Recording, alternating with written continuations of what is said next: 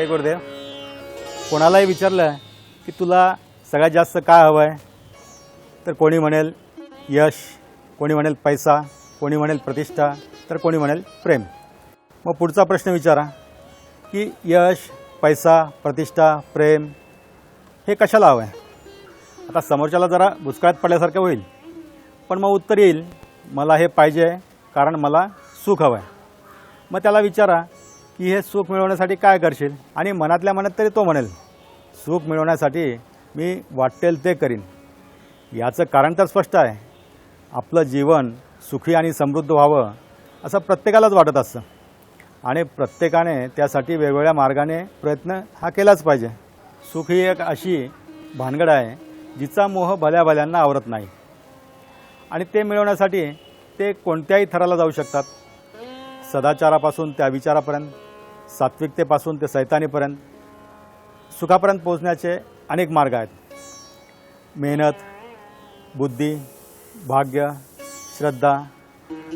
पण खरंच असा कुठला शाश्वत मार्ग आहे का ज्यामुळे कोणी म्हणू शकेल की हो मी अमुक अमुक मार्गावरून गेलो आणि खरोखरच सुखाची प्राप्ती झाली. अशी कुठली वाट आहे का? एक अशी वाट जी भविष्य समृद्ध करेल. आपण आसपास कित्येक माणसे पाहतो. एखाद्या व्यक्तीला लौकिक स्तरावर परिस्थिती अनुकूल असून सुद्धा यश प्राप्त होत नाही. एखादा हुद्द्याला लायक असून सुद्धा बढती मिळत नाही. हुशार आणि मेहनती असून सुद्धा एखाद्या विद्यार्थ्याला परीक्षेत चांगले गुण मिळत नाहीत. किंवा सर्व योग्य वाटत असताना एखादा महत्त्वाचा निर्णय चुकल्यामुळे आयुष्याची वाताहत होते. मग खापर फोडले जाते ते एकतर कर्मावर किंवा नशिबावर. म्हणजे सफलता हे कष्ट आणि नशीब यांचे एकत्रित फळ आहे, जे गणिताच्या भाषेत मांडल्यावर समजायला अत्यंत सोपे आहे. 100% यश मिळवण्यासाठी कष्टाचा नशिबाशी गुणाकार व्हावा लागेल. 100% कष्टाला 1 पट नशिबाची साथ असेल तर 100% यश मिळेल. तसेच 20% कष्टाला 5 पट नशिबाची साथ असेल तरीही 100% यश मिळेल.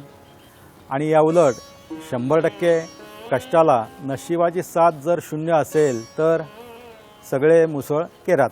लक्षात घेण्यासारखी गोष्ट आहे की नशिबाची हुकमी साथ मिळायला हवी, आणि त्यासाठी नशिबाची मर्जी मिळाली तर कष्टाची चीज होते आणि आयुष्याचं सोनं.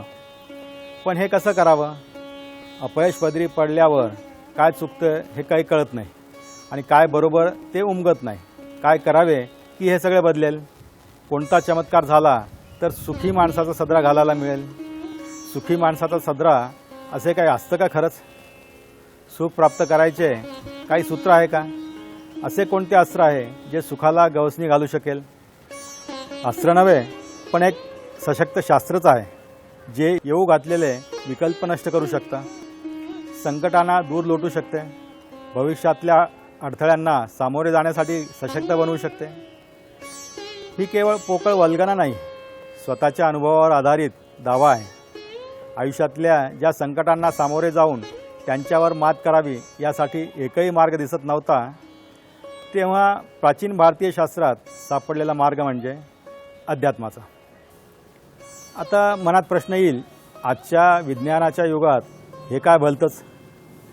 ठीक आहे, जरा वेगळा विचार करून पाहूयात.